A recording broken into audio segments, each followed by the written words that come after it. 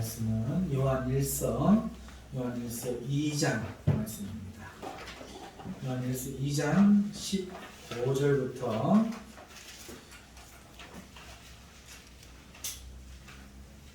요한일서 2장 15절부터 23절까지 말씀입니다.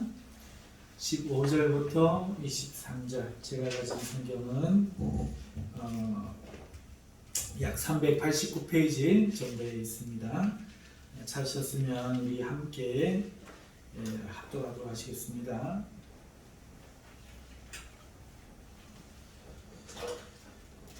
같이 읽겠습니다. 이 세상이나 세상에 있는 것들을 사랑하지 말라. 누구든지 세상을 사랑하면 아버지의 사랑이 그 안에 있지 아니하니 이는 세상에 있는 모든 것이 육신의 정욕과 안목의 정욕과 이생의 사랑이니 다 아버지께로부터 온 것이 아니요 세상으로부터 온 것이라.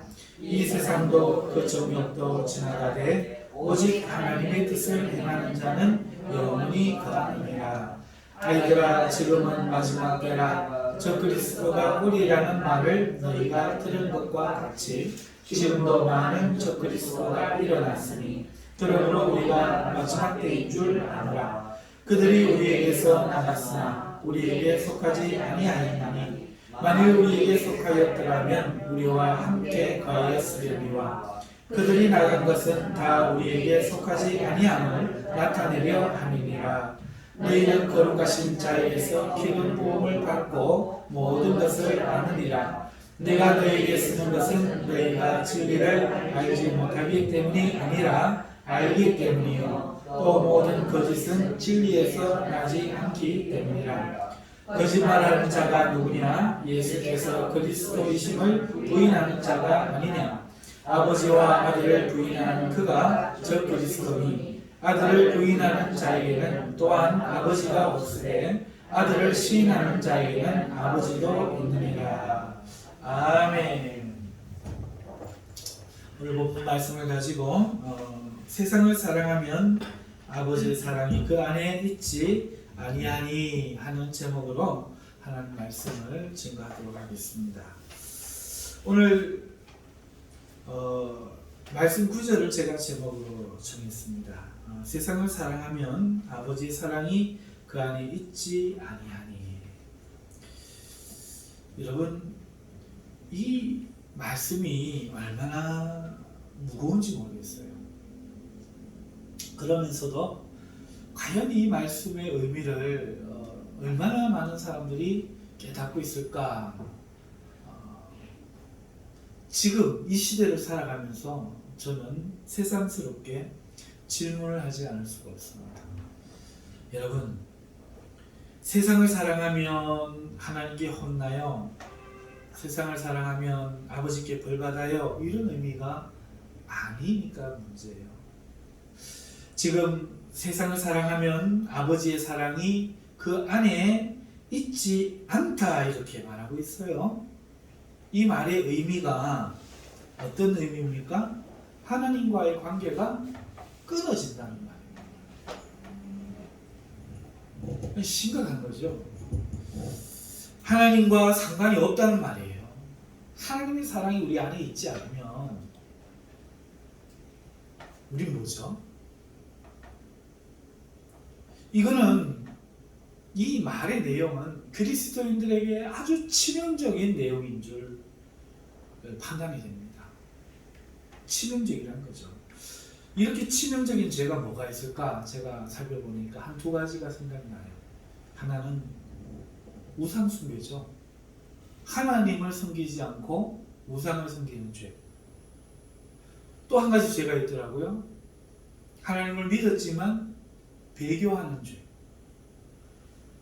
이 두 가지 죄는 용서받을 수가 없죠. 하나님을 믿다가 하나님을 알만한 지식이 그 속에 있었는데 다시 하나님을 저버리고 고의로 저버리고 세상에 나가서 우상을 불러서 하나님의 이름을 욕되게 하고 하나님의 구원을 멸시한 죄가 얼마나 큽니까? 그러니 이 우상숭배의 죄와 배교의 죄는 어마어마한 죄죠.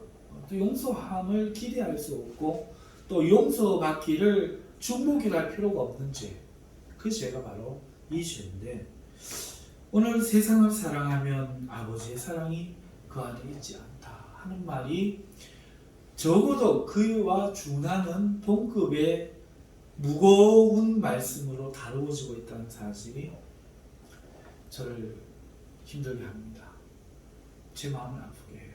왜냐하면 오늘 많은 사람들이 세상을 사랑하는 것처럼 보여요. 제 눈이 잘못됐으면 좋겠습니다. 여러분 생각이 어떠세요? 오늘 많은 젊은이들, 우리 그리스도 안에 사랑하는 자매, 사랑하는 형제들이 세상을 사랑하는 것 같습니까? 안 사랑하는 것 같습니까? 여러분, 우리 교회야 뭐 작아요. 우리 인한교회만 하는 것 아니고 우리 한국교회 안에 큰 교회들 속에 많은 중직자들이 세상을 사랑하는 것 같습니까? 안 사랑하는 것 같습니까? 세상을 언제든지 등질 수 있고 등 돌릴 수 있고 하나님을 위해서라면 언제든지 떠날 수 있는 그런 마음의 자세로 보입니까? 아니면 세상 일 때문에 하나님의 일이 언제든지 등 돌려질 수 있고 잠시 내려놓을 수 있고 중요성을 우선순위를 뒤로 미룰 수 있는 일로 보입니다. 제가 볼 때 하나님을 사랑하는 것처럼 보인다면 저는 마음이 기쁘겠지만 적어도 오늘날 많은 이들이 그렇지 않은 것처럼 보이니 이 말씀의 의미가 무거울수록 제 마음이 더 무거운 것입니다. 그런데 하나님은 분명히 선포합니다. 이 세상이나 세상에 있는 것들을 사랑하지 말라 하시고요. 자, 그러면 우리의 의문이 있어요. 도대체 우리가 이 세상을 살아가야 되는데, 이 세상 속에서 살아야 되는데 어떻게 이 세상을 살면서 세상이나 세상에 있는 것들을 사랑하지 않고 살 수 있는가? 이 세상을 떠나라는 얘기인가? 이런 의문도 들면서 한편으로는 내가 세상을 사랑한다는 것이 도대체 무엇을 의미하는 거지? 이런 구체적인 질문도 가지게 될 줄 압니다. 여러분, 세상이 뭘까요? 한번 우리가 따져봐야 되지 않겠어요? 자, 먼저 따져보십시다. 세상을 사랑하지 말아야 한다면 하나님은 세상에 대해서 뭐라고 말하고 있어요? 하나님은 이렇게 말합니다. 하나님이 요한복음 3장 16절 세상을 이처럼 사랑하사. 하나님이 세상을 사랑하셔요. 여기에서 이 세상과 오늘 요한일서 2장 15절에 말한 세상을 사랑하지 말라는 말씀은 세상이 그 안에서 같은 건가요? 다른 건가요? 이것도 우리가 한번 생각해 봐야죠. 한쪽에서는 사랑하지 말라 하고 한쪽에서는 하나님이 사랑하셨다고 합니다. 너희는 세상의 소금이니 너희는 세상의 빛이니 하셨으니 세상에 있으란 말인가요? 있지 말란 말인가요? 그래 놓고 오늘 세상을 사랑하면 하나님의 사랑이 너희 안에 있지 아니하니 도대체 이 세상이란 뭘 말하는 건가요? 그렇죠? 그 의미부터 우리가 따져봐야 할 줄로 생각이 돼요. 적어도 하나님이 세상을 이처럼 사랑하사 할 때 그 세상은 독생자를 주시는 세상은 우주 만물, 자연 만물도 하나님은 귀하게 보시겠지만 그것들 위해서가 아니라고 나는 믿습니다. 여러분도 그렇게 믿습니까? 죄에 빠져 영원한 형벌에 처하여 영원한 심판에 들어갈 수밖에 없는 그 죄지은 타락한 사람들을 하나님이 사랑하셨다는 말로 저는 굳게 믿습니다. 자연 만물이 아니라 굳이 따지자면 이 세상에 죄 안 짓고 구원받을 수 있는 사람들을 이야기하는 것이 아니라 한결같이 죄를 지어서 하나님께 범죄함으로 구원에 이르지 못하고 영원한 지옥에 떨어질 사람들을 하나님이 사랑하셨다는 말로 저는 듣고 있습니다. 여러분 아멘이십니까? 자, 그러면 믿는 사람들이 아니라 믿는 사람들 포함 믿기 전에 세상의 모든 사람들을 하나님은 사랑하고 있고 또 예수님은 이 사람들에게 너희는 빛이다. 너희는 소금이다. 말씀하고 있으니 오늘 이 세상을 사랑하지 말란 말이 사람들을 사랑하지 말라 하는 말과 동의어가 되겠습니까? 아니죠. 그럴 수가 없죠. 우리는 얼핏 생각하기를 세상 사람들하고 어울리지 마라, 세상 사람들과 함께 하지 마라 이런 말로 들리는데 지금 가만히 다른 성경 말씀을 생각해 보니까 그게 아닌 것 같아요. 사람을 이야기하는 게 아닌 것 같아요. 사람 그 자체를 말하는 것 같지가 않아요. 그러면 뭘까? 이 세상이라는 데서 사람 빼고 나면 뭐가 남죠?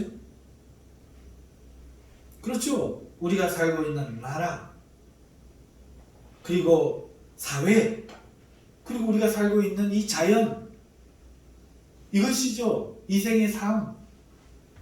여러분, 그러면 아하, 사람은 아니고 오늘 우리 이 나라를 미워하고 이 자연을 사랑하지 말고 오늘 이 시대를 사랑하지 말아야 하는구나. 과연 그럴까요? 과연 그런가요? 그렇지 않아요. 오늘 베드로 사도는 요한 1서의 이 요한 사도는 세상을 사랑하지 말라고 하지만 베드로 사도는 베드로전서에서 이 세상의 모든 권위들에게 어떻게 하라? 순종하라. 또 사도 바울도 위정자들을 위해 뭐하라? 기도하라. 말씀하시지 않습니까? 예수님의 가르쳐주신 10계명의 요약이 뭡니까? 1계명 다음에 나온 2계명이 뭡니까? 하나님을 사랑하니 내 이웃을 내 몸같이 사랑하라 라고 말하고 있습니다. 사랑하는 성도 여러분, 오늘 우리가 살아가는 이 나라와 이 자연은 하나님이 태초부터 계명을 주셔서 하나님의 뜻대로 사랑으로 잘 다스리라고 우리에게 맡겨주셨어요. 그렇지 않습니까? 그러면 이 세상이 뭡니까? 자, 한번 물어보십시다. 정리해 보십시다. 오늘 적어도 요한 사도는 요한 1서에서 분명히 말하고 있습니다. 세상을 사랑하면 안 된다. 할 때 그 세상이 사람도 아니다. 자연도 아니다. 나라도 아니다. 그러면 도대체 세상이 뭐예요? 우리는 그걸로 이해하면 만약에 그게 진짜 뜻이라면 그렇게 이해했다면 잘못하면 하나님 뜻대로 살지 못하고 이 말을 곱게 해서 또 죄를 지을 뻔하는 거잖아요. 그쵸? 그러니까 이 세상이 뭐냐 하는 거예요. 두 번째, 세상에 있는 것들을 사랑하지 말라 하는데 그건 어떤 것들이 세상에 있죠? 세상에 있는 것들을 보면은 첫 번째는 사람과 관련된 것들이에요. 예를 들어서 고향이죠. 고향. 지금은 고향이 사라진 것 같습니다만 고향이 말고요. 고향, 마을, 사랑하는 동네에서 같이 뛰놀던 친구들, 삼촌, 작은아버지, 숙모, 팔촌, 같은 동네에 같은 학교를 다녔던 고향 친구, 여러분 이런 것들이 세상에 있는 것들이에요. 고향, 마을, 이웃, 교육기관, 편의시설 이런 것들이 세상에 있는 것들이죠. 사람과 관련된 것들. 그런데 이것들을 배타적으로 여기라는 그런 뜻일까요? 자, 이것도 아닌 것 같아요. 그 다음에 또 우리가 관련된 것들 중에는 이런 것들이 있어요. 우리가 좋아하는 것들과 필요로 하는 것들이 있어요. 좋아하는 건 뭡니까? 우리가 음악, 영화 이런 것들, 그죠? 예술 이런 좋아하잖아요. 어느 정도 수준 있는 삶을 살기를 좋아하잖아요. 또 필요한 것들 있죠. 집도 필요하고 차도 필요하고 병원도 필요하고 그렇지요. 자, 이런 것들이 세상에 있는 것들입니다. 그런데 지금 말씀에서 세상과 세상 안에 있는 것들을 사랑하지 마라 할 때 우리가 지금 언급한 이런 것들이 미워해야 된다는 뜻이 아니라면 도대체 이 말씀이 무슨 뜻이냐 하는 거예요. 그렇죠? 단순히 세상 이러고 바라볼 때는 이해가 쉬웠는데 정말 이해가 쉽네요. 안 믿는 친구하고는 만나지 마. 안 믿는 사람들 가는 데는 가지 마. 술자리에는 가지 마. 세상 동창회는 나가지 마. 세상 사람들이 보는 영화는 보지 마. 오직 기도하고 금식해. 이렇게 생각할 때는 너무나 쉬웠어요. 그런데 가만히 생각해 보니까, 말씀을 가만히 던져보니까 그렇게 많은 말할 수가 없어요. 그러면 이제 바로 알아야 되겠죠. 이 세상이 도대체 뭘 말하느냐? 이 세상 안에 있는 것들이 학교 친구를 이야기하냐? 뭘 이야기하냐? 오늘 우리는 차도 타지 말아야 되냐? 무엇이냐?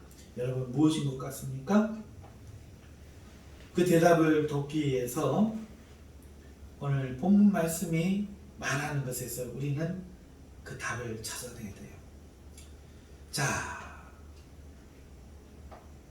지금 다시 한번 말씀을 돌이켜 보십시오. 뭐라고 말하고 있습니까? 너희는 세상이나 세상에 있는 것들을 했을 때 우리는 여기만 봤죠. 세상이나 세상에 있는 것들을 뭐 하지 말라? 자, 저를 보세요. 우리는 사랑하지 말라 하니까 사랑하지 말라 이 말을 생각한 게 아니라 세상이나 세상에 있는 것들을 바라봤죠. 맞죠? 마치 여러분 저 하늘에 달을 보십시오. 할 때 어떤 사람이 저 달을 보라 했는데 달을 안 보고 제 손가락을 바라보고 있는 것처럼 이 손가락이 달 가리킨다고 생각하고, 오늘 세상이나 세상에 있는 것들을 사랑하지 마라 하면 사랑하지 마라의 생각을 해야 되는데 세상과 세상에 있는 것들만 생각합니다.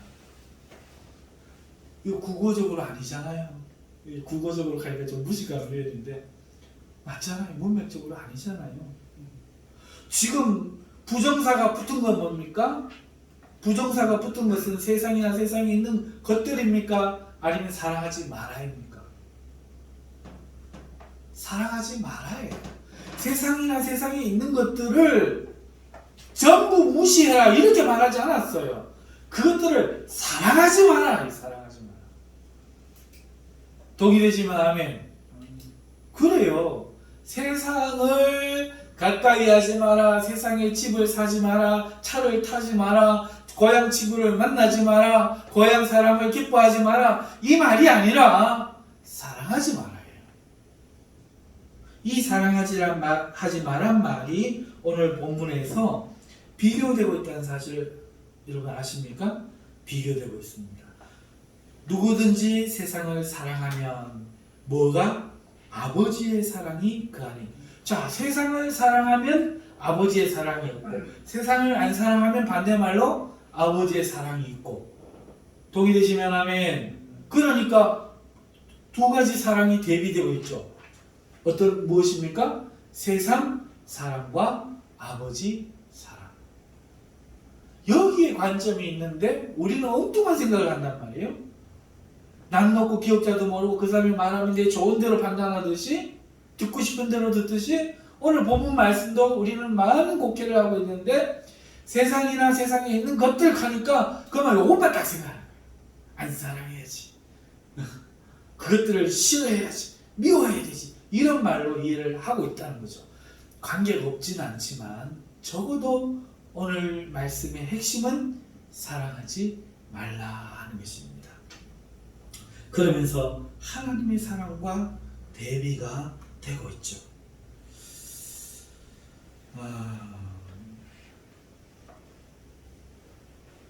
여러분, 이것은 적어도 이렇게 결론 낼 수 있겠어요. 세상을 사랑하면 아버지의 사랑이 없고 아버지의 사랑이 있으면 세상을 사랑할 수 없고, 맞습니까? 그렇다면 이것은 서로 공존할 수 없는 특성을 가진다, 이렇게 결론 내겠네요. 그죠? 적어도 아버지 사랑과 세상을 사랑하는 마음이 공존할 수 없다. 그죠? 아버지 사랑이 우리 안에 있는 것과 우리가 세상을 사랑하는 것이 공존할 수가 없다. 적어도 이것을 우리는 결론 지을 수 있어요. 자, 그러고 보니까 이 말씀이 생각나죠. 예수님이 뭐라고 말씀하셨죠? 너희가 재물과 하나님을 겸하여 섬겼소. 지금 저를 따라오고 계신가요? 자, 너희는 돈을 벌지 마라? 그 말씀입니까? 너희는 돈 사랑하지 않으니까 세금 안 내도 된다? 그 말씀입니까? 아니죠. 뭐라고 얘기했어요? 재물과 돈을 같이 겸하여, 이것도 돈도 섬기고 하나님 섬기고 둘 다 동시에 섬길 수 없다. 맞죠? 같이 섬길 수 없다. 왜 같이 섬길 수 없습니까? 하나님을 위하면 돈을 좀 덜 위하게 되고, 돈을 벌고자 하면 하나님이 뒷전으로 밀리게 되기 때문에 이거를 지금 말씀하고 있는 거죠. 그러니까 여기서 사랑이란 말은 빠졌지만 돈을 사랑하면 하나님 사랑이 진짜가 아니게 되고, 하나님을 진짜 사랑하게 되면 돈을 사랑할 수가 없게 되고, 이 말씀과 같다는 거죠. 이제 우리 이해폭이 좀 넓어지나요? 정말로 돈 자체를 이야기하는 게 아니라 사랑을 이야기하고 있다는 거죠. 마찬가지로 오늘 요한 사도의 말씀은 정확하게 세상과 세상에 있는 것들 그 자체를 지공하는 얘기가 아니라 사랑을 이야기하고 있는 거예요. 누구를 더 사랑하느냐, 이걸 이야기하고 있다는 거예요. 이해가시나요? 여러분, 인간의 사랑을 한번 예로 들어보죠. 그것을 우리 헬라어에서는 에로스라고 하죠. 에로스, 남녀의 사랑이 특징이 뭔지 압니까? 한 사람이 두 사람을 동시에 사랑할 수 없는 겁니다. 예를 들어서 한 남자가 두 여자를 진정으로 사랑할 수가 없어요. 왜 사랑하지 못하느냐? 이유가 뭐냐? 여러분, 옛날에 한 바람둥이가 그런 이야기를 하는 거예요. 나는 이 여자는 이 여자들이 좋고 저 여자는 저 여자들이 좋아. 지 맘만 들을 때 가면 다 좋아. 다 사랑할 자신이 있어. 막 이러더라고요. 저는 자신 있게 말합니다. 그거는 사랑이 아닙니다. 그는 그 각각 개인을 진실로 사랑한 게 아니에요. 이 여자를 진실로 사랑하는 순간 이 여자에게 소원해질 수밖에 없어요. 이 여자를 진실하게 사랑하는 순간 이 여자에게 다른 여자를 사랑하는 마음을 나누는 죄를 지을 수가 없어요. 그런데도 이 여자도 좋고 저 여자도 좋은 거는 뭐죠? 이들을 사랑하는 게 아니라 이들을 다 거느리고 있는 동물적인 자기의 정욕을 사랑하는 거죠. 그렇죠? 그렇지 않습니까? 그 대상을 사랑한 게 아니라 자기가 좋은 거야. 그래가지고 사랑을 하는 거죠. 이것은 사랑이 아닙니다. 에로스조차도 사랑의 속성은 소유입니다. 절대적 소유. 사랑의 속성은 절대적 소유인 거죠. 하나님은 세상이냐 우리냐에서 우리를 선택했어요. 소유사하죠. 하나님은 하늘나라의 보호자이냐 우리냐 중에서 우리를 선택하셨어요. 그게 소유잖아요. 하나님은 다른 죄는 용서해도 우리가 하나님을 두고 다른 신을 부르는 것을 음란하다 이야기하면서 참지 않습니다. 맞습니까? 그러니까 사랑은요, 그 속성이 공유가 안 돼. 공유는 그때 이기심이야. 이미 공유한다, 이미 이기심이야.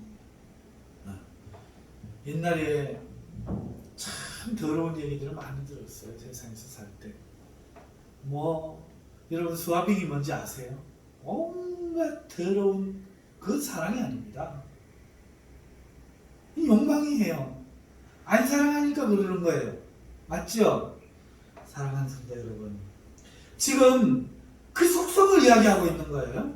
오늘 이 세상이나 세상에 있는 것들을 사랑하지 마라 하는 그 말씀은 하나님에 대한 절대적인 사랑, 하나님의 소유가 되고 하나님을 소유하는 일에 있어 세상 것들을 소유하려는 마음과 같이 할 수가 없다, 이걸 이야기하는 거죠.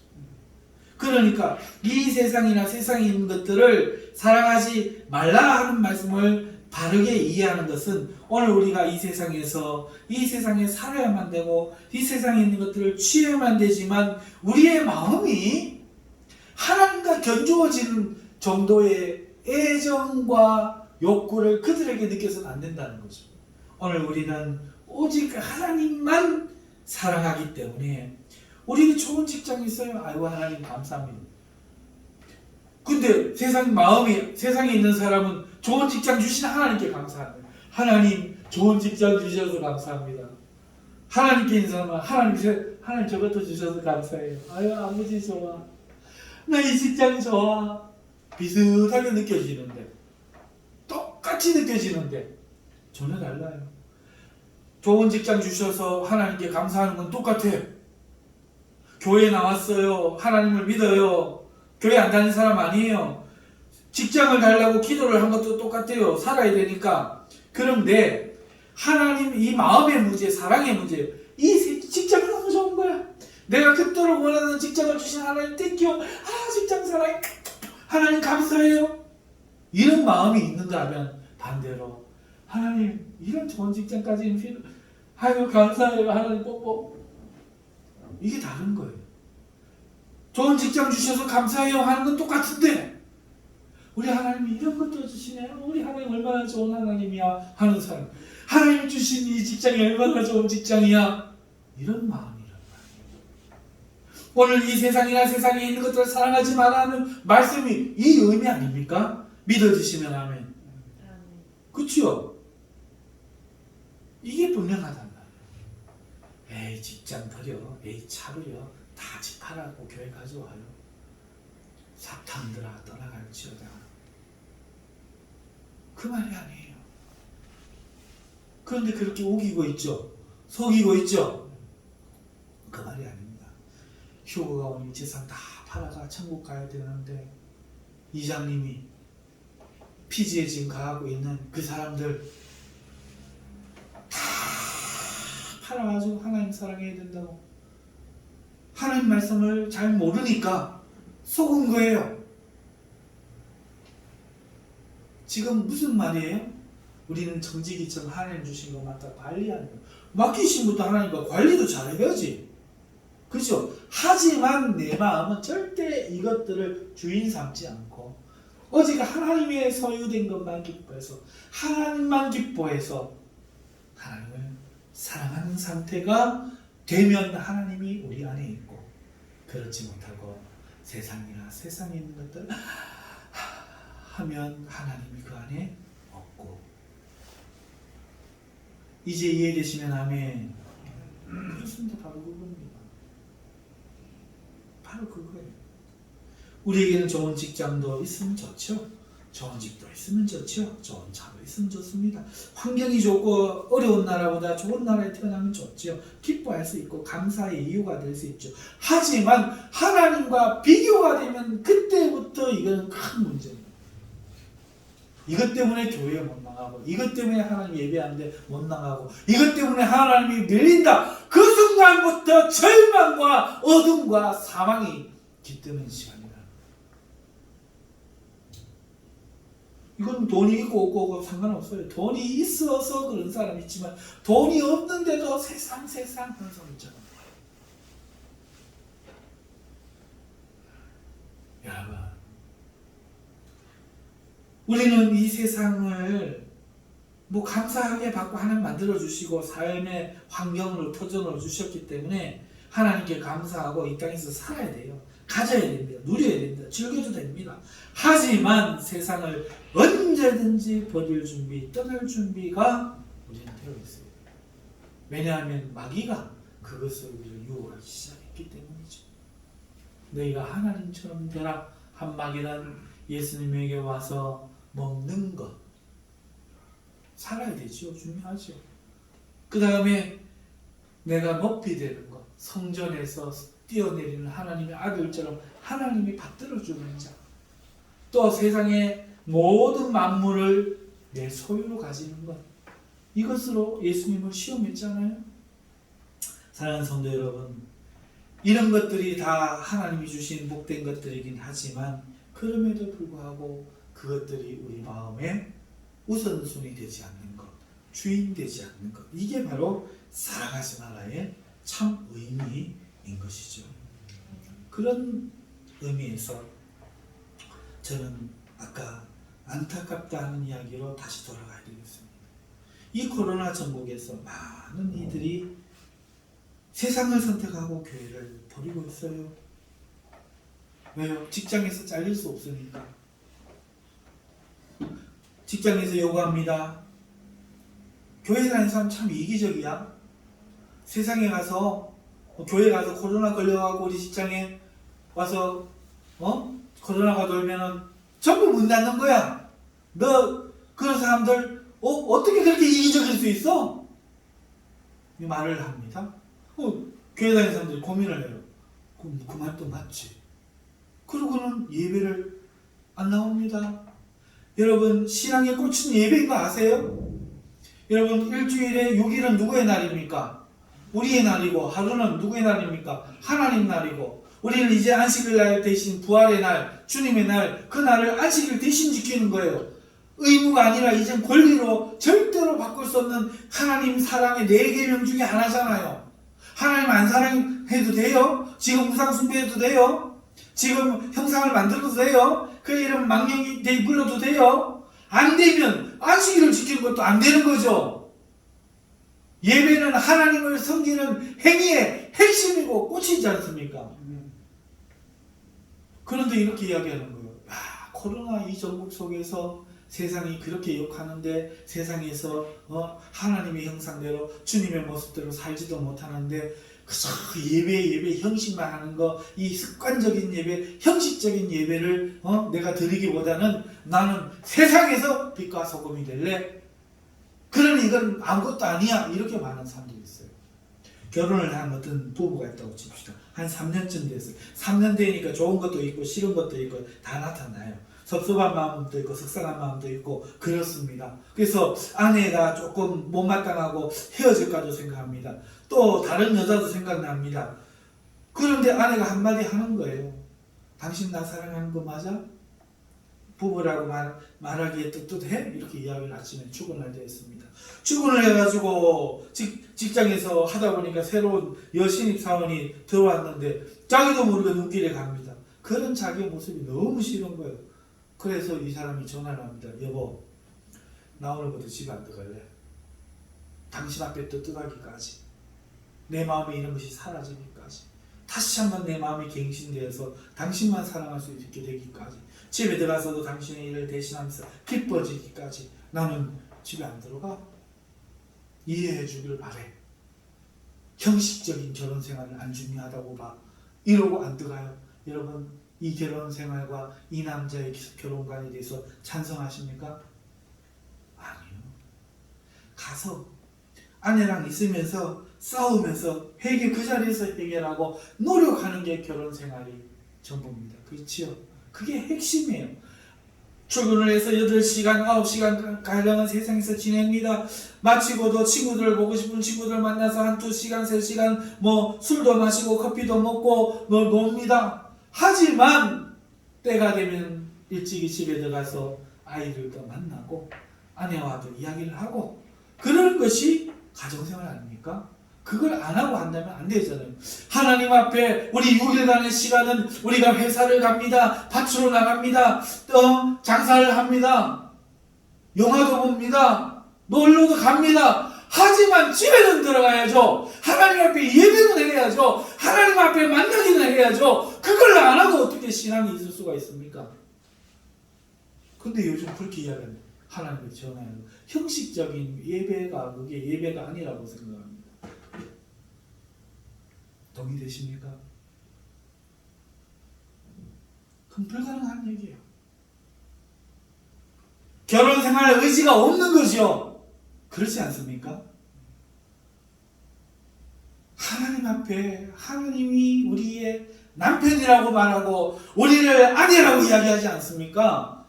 여기에 비유하는데 우리가 어떻게 하나님에 대한 예배를 포기할 수 있고 하나님의 나를 지킴에 있어 어떻게 물러설 수가 있겠습니까? 적어도 가정생활에서 여보 직장을 가야 돼. 오늘 야근이네 하고 집에 정당한 사유를 가지고도 한 달, 두 달 안 들어가면 이혼 사유가 되는데 어떻게 하나님 앞에 한 달, 두 달, 아니 1년째 예배를 안 드리면서 이혼 사유가 안 됩니까? 그러면서도 어떻게 괜찮을 수가 있습니까? 이게 말도 안 되는 가르침이잖아요. 예배는 꼭 드려야지. 하나님 사랑하는 계명의 그 네 번째 계명이 안식일을 기억하여 거룩히 지켜라, 기억하라, 거룩히 지켜라가 계명 아닙니까? 그러면 지켜야지. 사랑하는 성도 여러분, 한번 생각을 해보십시오. 직장에서 요구합니다. 교회 가지 마라. 응? 우리 회사 문 닫아. 맞네. 내가 교회에 가는 사람들은 일주일에 좀 게으른 나일론 신자는 일주일에 한 번 딱 갑니다. 근데 직장 가기 위해서 그 많은 지하철을 타고 출근을 합니다. 직장에 가서 그들과 대면하며 일을 합니다. 식당에 가서 밥을 먹습니다. 지하철 타고 또 들어옵니다. 또 그 사람들은 저녁에 모여서 친구들하고 술도 한잔하고 가요방 가서 노래도 한잔합니다. 한잔하고 한국이래요. 한국 부릅니다. 그런데 여기에서 코로나 걸릴 확률이 많습니까? 여기가 많습니다. 그런데 왜 코로나만 걸리면 교회에서부터 코로나가 걸렸다고 말합니까? 여기 있는 사람들 교회 와서 걸리는 거 아닙니까? 그럴 수도 있는 거 아닙니까? 그러면 보십시오. 회사에서 교회에서 걸려와고 우리 요 가정이 목숨 걸고 있는 그 집이 식구가 밥 숟가락이 몇 개인 줄 알아? 만약에 그렇게 이야기한다면 그거 옳다라고 생각한다면 묻겠습니다. 그러면 한번 보십시오. 이렇게 중요한 하나님의 예배를 거기 갔다가 걸려오면 이 예배가 중단되면 하나님 나라의 손해는 얼마입니까? 그러면 이 회사 문 안 닫게 하기 위해서 하나님 일을 그만둬야 됩니까? 이 예배를 지키기 위해서 직장을 그만둬야 됩니까? 이 이야기잖아요. 지금 이 이야기를 하는 거라고. 세상이나 세상에 있는 것들을 사랑하면, 하나님을 남편으로 여기지 않으면 바로 이 이야기를 하는 거잖아요. 네가 하나님 백성이라면서,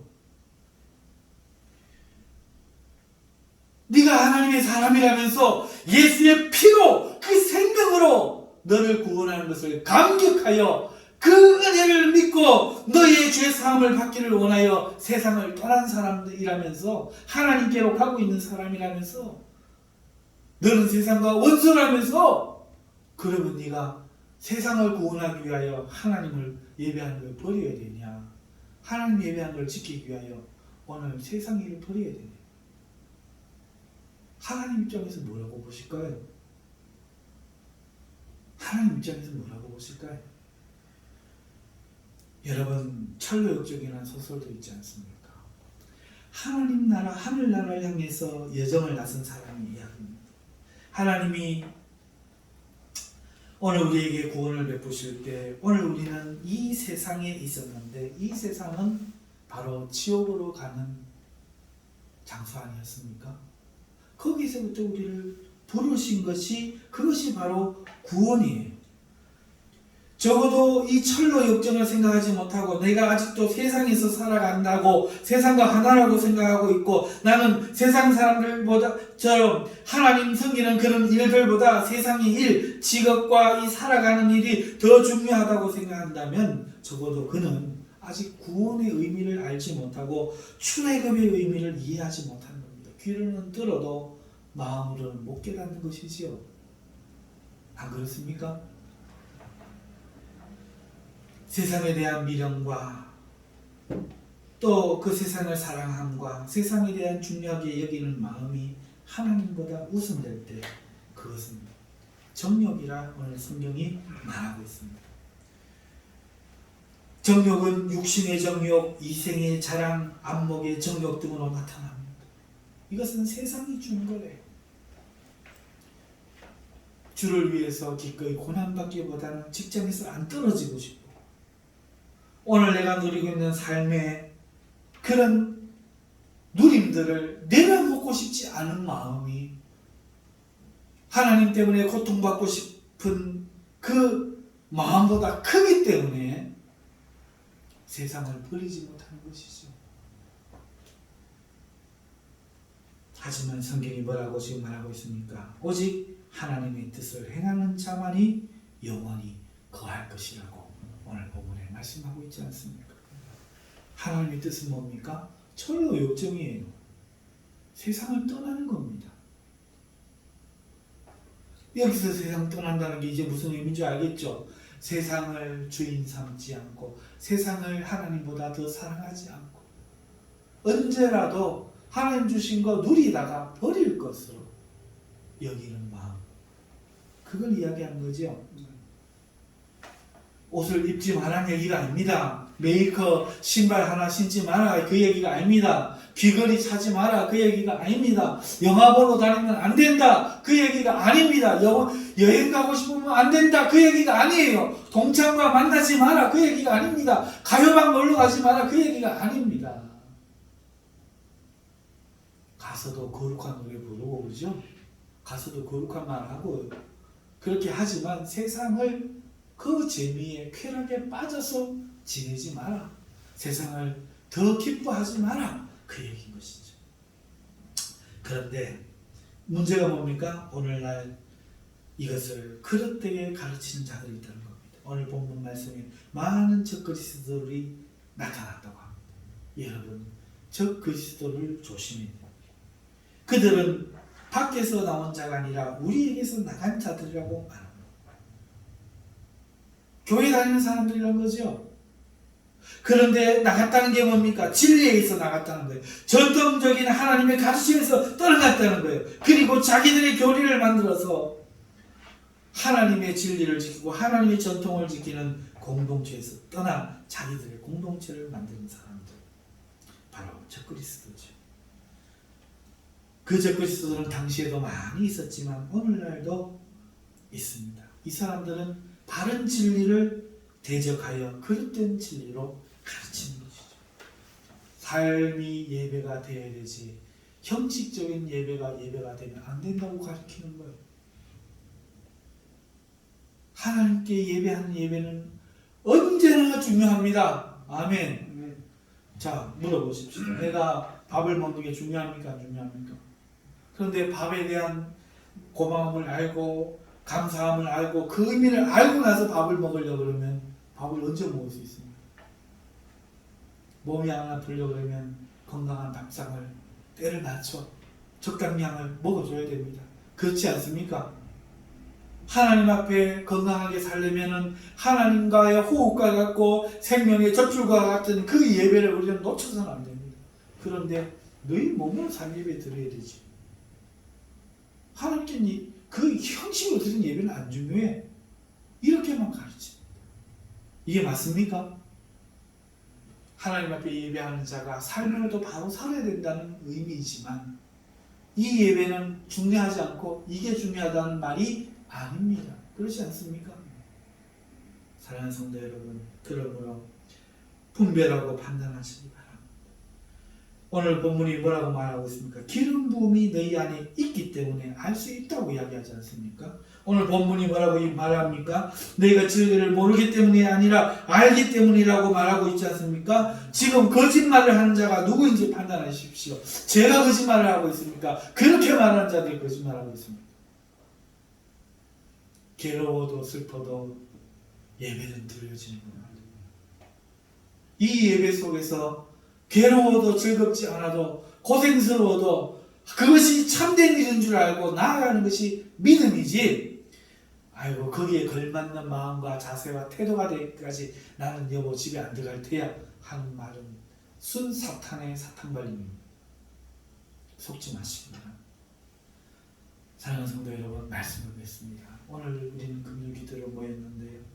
세상을 사랑하면 아버지의 사랑이 그 안에 있지 아니하니 하나님 말씀 앞에 참으로 마음이 무겁습니다. 왜 그런가 하면 오늘 지금 성도들이, 많은 성도들이 이 말씀에 해당되는 것 같아서 그렇습니다. 또 어떤 이들은 그렇지 않다고 하는 게 말씀을 오해해가지고 세상과는 적이 돼서 교회 안에서만 뭉쳐서 목사님만 섬기면서 다 갖다 바치고 있는 사람들도 있어서 그렇습니다. 사랑하는 성도 여러분, 어찌 이렇게 우리가 모르게 됐을까요? 오늘 지금 우리는 깨어 기도할 때입니다. 하나님을 진심으로 사랑하게 해달라고, 정말로 하나님만을 사랑하고 좋든지 싫든지 하나님 부르신 이 길을 믿고 눈에 아무 증거 아니 보이고 이 귀에 아무 소리 아니 들려도 오직 성경, 이 성경을 오직 믿음으로 오직 하나님의 은혜를 부여잡고 나아가겠노라 다짐하며 결심하는 기도가 필요한 시대인 줄 믿습니다. 우리 다 함께 한번 기도하십시다. 하나님 앞에